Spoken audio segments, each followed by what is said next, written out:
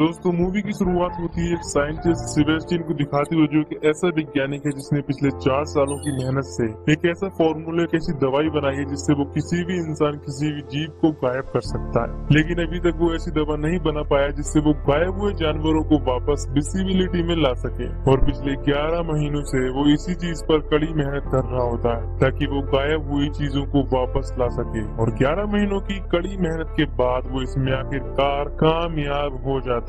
दरअसल उसने अपने पहले फॉर्मूले से, जिससे वो चीजों को गायब कर सकता था, उसकी मदद से उसने कई सारे जानवरों को गायब किया था। और अब जब उसने गायब से वापस लाने का तोड़ बना लिया था, इसलिए वो अपने साथी लिंडा, मैथ्यू और बाकी के कलीग्स को ये बता देता है कि मैंने दवा का फॉर्मूला खोज दिया है और तुम सब के सब लैब में आ जाओ। अब ये इजाबेल नाम की उस गोरिल्ला को जिसे इन्होंने गायब किया था, ये बड़ी मुश्किल से उसे बेहोश करते हैं और उसे बेड पर लिटा देते हैं। उसके हाथ पैर बांध दिए जाते हैं। इसके बाद वो उस पर वो दवा इंजेक्ट करते हैं जिसे लास्ट नाइट ही सेबेस्टियन ने बनाया था ताकि उससे गायब हुए जानवर वापस अपने असली रूप में आ सके। खैर जब वो उसके अंदर दवा इंजेक्ट करते हैं तो उस गोरिल्ला को बहुत प्रॉब्लम होने लगती है और उसकी दिल की धड़कन बढ़ना शुरू हो जाती है और सबको ऐसा लगने लगता है कि अब गोरिल्ला नहीं बचेगी। पर ये उस करंट का झटका देते हैं जिसके बाद धीरे धीरे उसकी दिल की धड़कन स्टेबल होना शुरू हो जाती है। इसके बाद उसकी पूरी बॉडी धीरे धीरे विजिबल होना शुरू हो जाती है और गोरिल्ला वापस अपनी पूरी विजिबिलिटी में आ जाती है।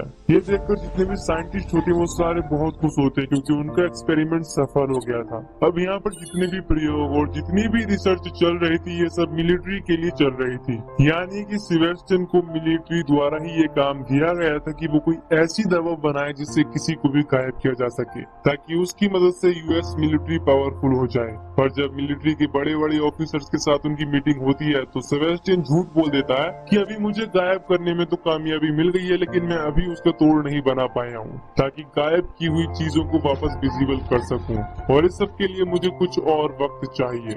मिलिट्री सुपीरियर सेबेस्टियन से कहता है कि हम पहले ही तुम्हें काफी टाइम दे चुके हैं, जल्दी से तुम इसका तोड़ निकालो वरना हम तुम्हारी जगह किसी और को हायर कर लेंगे। अब जब यहाँ से बाहर निकलते हैं तो लिंडा और मैथ्यू वो सेबेस्टियन से कहते हैं कि तुमने झूठ क्यों बोला। इस पर सेबेस्टियन कहता है कि मैं इस दवा को इंसानों पर प्रयोग करना चाहता हूँ। अब सेबेस्टियन चाहता था कि वो अपनी इस खोज का क्रेडिट ले और ये सब वो दुनिया के सामने रखना चाहता था और अगर वो मिलिट्री वालों को बता देता कि उसने उसका तोड़ भी खोज लिया है तो मिलिट्री उसकी खोज को और सारी की सारी रिसर्च को अपने कंट्रोल में ले लेती। अब सेबेस्टियन अपने ऊपर उसका प्रयोग करना चाहता था और लिंडा और मैथ्यू को अपने इस काम में साथ देने के लिए कहता है। इसके बाद ये दोनों मान जाते हैं और सेबेस्टियन अपनी बाकी टीम से मिलकर उन्हें झूठ बोलता है कि मिलिट्री ने हमें ये दवा इंसान पर प्रयोग करने की इजाजत दे दी है और मैं इसे अपनी बॉडी पर प्रयोग करना चाहता हूँ। लिंडा और मैथ्यू भी उसको इस झूठ में साथ देते हैं। इसके बाद सेबेस्टियन अपनी बॉडी में गायब होने वाली दवा को इंजेक्ट करवाता है। उसे बहुत तकलीफ होती है लेकिन सब कुछ नॉर्मल था। इसके बाद फाइनली वो गायब हो जाता है लेकिन गायब होने की इस प्रोसेस की वजह से वो बेहोश हो जाता है और उसे होश आने में 17 घंटे लग जाते हैं। जब वो होश में आता है तो उसे रोशनी बर्दाश्त नहीं होती। वो कहता है कि लाइट बंद करो। इसके बाद रूम की सारी लाइट्स बंद कर दी जाती हैं।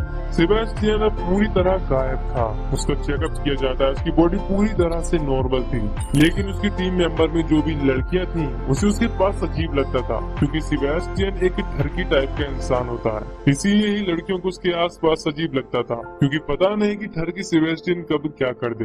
अब सेबेस्टियन को गायब हुए 3 दिन हो जाते हैं और अब उसे वापस लाने का यानी कि विजिबल करने का वक्त आ गया था। जिसके बाद उसके अंदर विजिबल करने वाली दवाई इंजेक्ट की जाती है जिससे वो दोबारा दिखना शुरू हो जाए। जब उसके अंदर दवा इंजेक्ट की जाती है तो सेबेस्टियन को बहुत ज्यादा तकलीफ होती है और ये दर्द तकलीफ वैसी नहीं थी जैसी उसे गायब होते वक्त हुई थी। इसीलिए वो विजिबल नहीं हो पाता और मरते मरते बचता है।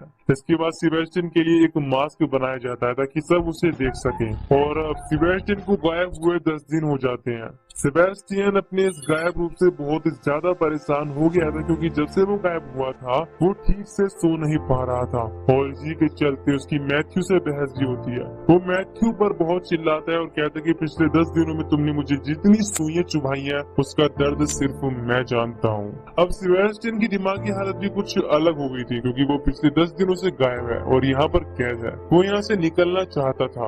एक दिन सेबेस्टियन बहुत ऊब जाता है और वो लैब से निकलकर अपने घर आ जाता है और जब वो घर आता है तो वो देखता है कि उसके पड़ोस में एक लड़की है जो नहाने के लिए जा रही होती है। दरअसल सेबेस्टियन की इस लड़की पर काफी वक्त से नजर होती है और अब वो गायब था। इसीलिए सेबेस्टियन अपना मास्क उतार देता है और उस लड़की की डोरबेल बजाता है। जब वो लड़की दरवाजा खोलती है तो देखती है कि वहाँ पर कोई भी नहीं होता, क्योंकि सेबेस्टियन इनविजिबल था और वो मौका पाकर उसके घर के अंदर घुस जाता है। अंदर घुसने के बाद वो उस लड़की का बहुत बुरी तरह से रेप कर देता है। इसी बीच लिंडा सेबेस्टियन के घर आ जाती है और वो देखती है सेबेस्टियन का मास्क उतरा हुआ है। इस बात से लिंडा बहुत डर जाती है और वापस लैब में आ जाती है। जिसके बाद वो सब डिस्कस करते हैं कि जब तक सेबेस्टियन गायब है वो सबके लिए खतरा हो सकता है, क्योंकि वो बिना मास्क के घूम रहा है। लेकिन तभी यहाँ पर सेबेस्टियन आ जाता है। लिंडा उससे कहती है कि आज के बाद अगर तुमने ऐसा किया तो वो कमेटी को सब कुछ बता देगी, यानी कि मिलिट्री और बाकी के लोगों को जो इस एक्सपेरिमेंट के पीछे थे। खैर सेबेस्टियन लिंडा की बात को मान जाता है, लेकिन सबके दिल में कहीं ना कहीं एक डर होता है, क्योंकि सब लोग सेबेस्टियन की आदत से वाकिफ होते हैं। किसी को कोई अंदाजा नहीं होता कि वो कब क्या कर दे, लेकिन ये सब मिलकर तय करते हैं कि वो सेबेस्टियन पर 24 घंटे थर्मल कैमरा से उस पर नजर रखेंगे।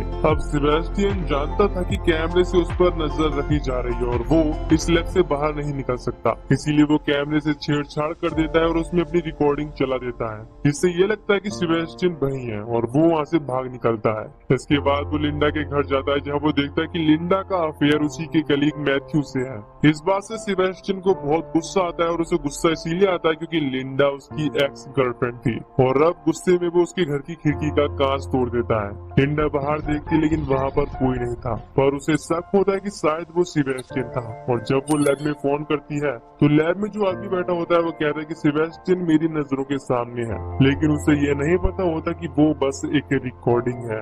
जब सेबेस्टियन वापस लैब में आता है तो बहुत गुस्से में होता है, इसीलिए वहाँ पर गायब कुत्ते को मार देता है। अगली सुबह जब जानवरों की डॉक्टर सभी जानवरों को खाना खिलाने के लिए आती है तो वो देखती है कि वहाँ पर कुत्ता मरा हुआ है और वो इसके बारे में सेबेस्टियन से पूछती है, लेकिन वो कहता है कि मुझे इस बारे में कुछ भी नहीं पता। फिर भी वो कंफर्म करने के लिए सारी वीडियो रिकॉर्डिंग चेक करती है, लेकिन उसमें उसे कुछ भी नहीं पता चलता। रात को फिर सेबेस्टियन लिंडा के घर जाता है और लिंडा को शक हो जाता है कि जरूर यहाँ पर कोई ना कोई है। इस बार वो खुद लैब जाकर देखती है और वहाँ जाकर उसे पता चलता है कि सेबेस्टियन ने उन्हें बेवकूफ बनाया है। सेबेस्टियन यहाँ पर नहीं होता और लिंडा अब ये फैसला करती है कि वो सारी रिपोर्ट इस पूरी प्रोजेक्ट की हेड को यानी कि डॉक्टर क्रेमर को बताएगी। अब वो मैट और लिंडा डॉक्टर क्रेमर के पास जाती है और उन्हें सब कुछ बता देते हैं। ये सुनने के बाद डॉक्टर क्रेमर को बहुत गुस्सा आता है और वो मैट और लिंडा को इस प्रोजेक्ट से निकाल देती हैं। उनके जाने के बाद डॉक्टर क्रेमर ये बात अपने बाकी साथियों को भी बताना चाहता था, लेकिन उनका फोन डेड था। दरअसल सेबेस्टियन वहाँ पर पहुँच चुका था। वो डॉक्टर क्रेमर को स्विमिंग पूल में डुबाकर मार डालता है। अगली सुबह सेबेस्टियन लैब में वापस आ जाता है और यहाँ पर लिंडा और मैथ्यू डॉक्टर क्रेमर के फोन का इंतजार कर रहे थे, क्योंकि आज एक मीटिंग होने वाली थी, लेकिन उनका फोन नहीं आता। और जब लिंडा उनके घर पर फोन करती है तो उसे पता चलता है कि उनकी पानी में डूबकर मौत हो गई है। इसके बाद लिंडा ये डिसाइड करती है कि वो इस प्रोजेक्ट के बारे में सबको बता देगी, क्योंकि अभी तक जितने भी लोग इस लैब के अंदर आए हैं और यहाँ पर जितने भी लोग काम करते हैं सिर्फ वही लोग जानते हैं कि सेबेस्टियन इनविजिबल यानी कि गायब है। इसके अलावा कोई भी नहीं जानता। अब ये यहाँ से बाहर निकलने की कोशिश करते हैं, लेकिन एक भी दरवाजा नहीं खुलता और ये काम सेबेस्टियन का ही था। सिर्फ और सिर्फ सेबेस्टियन की आईडी ही अनलॉक थी। अब ये सब डिसाइड करते हैं कि हमें सेबेस्टियन को किसी भी हालत में पकड़ना होगा और सेबेस्टियन अभी भी इसी लैब में है। जब वो सब यहाँ से निकलते तो जेनिस के पीछे कुछ छूट जाता है और जब वो उसे लेने के लिए जाती है तो सेबेस्टियन उसे मार डालता है। इसके बाद सभी लोग समझ जाते हैं कि सेबेस्टियन हम सबको मारना चाहता है ताकि किसी को ये ना पता चले कि सेबेस्टियन गायब हो चुका है। अब लैब का एक ट्रेसर मैप होता है जिसके जरिए वो उसकी लोकेशन का पता लगा लेते हैं और उसे वहाँ पकड़ने के लिए दो लोग जाते हैं, मैथ्यू और कार्टर। लेकिन सेबेस्टियन कार्टर को जख्मी कर देता है, लेकिन मैथ्यू उस पर फायर करता है, लेकिन सेबेस्टियन किसी तरह यहाँ से भाग निकलने में कामयाब हो जाता है। कार्टर अब बहुत बुरी तरीके से जख्मी हो चुका था और उसे ब्लड की जरूरत थी। सारा ब्लड लेने के लिए जाती है और वहाँ पर सेबेस्टियन आ जाता है, जिसके बाद सेबेस्टियन सारा को भी मार डालता है। वहीं दूसरी तरफ कार्टर की भी मौत हो जाती है और अब यहाँ पर 3 ही लोग बचे थे, लिंडा, मैथ्यू और फ्रैंक। अब ये सब सहरा को ढूंढने के लिए जाते हैं जो खून लेने के लिए गई थी। सहरा की लाश उन्हें एक फ्रीजर के अंदर मिलती है और इसी दौरान सेबेस्टियन फ्रैंक के अंदर एक लोहे की रॉड घुसाकर उसे भी मार डालता है। जब मैथ्यू उसे बचाने की कोशिश करता है तो सेबेस्टियन उसे भी जख्मी कर देता है और वो मैथ्यू और लिंडा को एक फ्रीजर के अंदर बंद करके यहाँ से चला जाता है ताकि ये दोनों अंदर ठंड से जमकर मारे जाएं। अब फ्रीजर का टेम्परेचर धीरे धीरे डाउन होना शुरू हो जाता है लेकिन लिंडा हार नहीं मानती। वो दरवाजे का शीशा तोड़ने की कोशिश करती है लेकिन वो नाकामयाब रहती है। तभी मैथ्यू बेहोश हो जाता है क्योंकि वो जख्मी होता है। वहीं दूसरी तरफ सेबेस्टियन एक बॉम्ब बनाता है, उसमें टाइमर सेट करता है और वहाँ से निकलने की तैयारी करता है। इधर लिंडा भी किसी न किसी तरीके से दरवाजा खोलने की कोशिश करती है और वो कामयाब हो जाती है। दरवाजा खुलने के बाद वो मैथ्यू को उस फ्रीजर रूम से बाहर निकालती है और उसके सामने आग जला देती है क्योंकि उसकी बॉडी बहुत ज्यादा ठंडी हो चुकी थी। अब वो उस तरफ जाती है जहाँ पर सेबेस्टियन लिफ्ट से बाहर जा रहा होता है और दरवाजा बंद ही होने वाला होता है कि तभी लिंडा एक सिलेंडर लेकर यहाँ पहुँच जाती है और सेबेस्टियन में आग लगा देती है और सेबेस्टियन को बहुत बुरी तरीके से जलाने लगती है।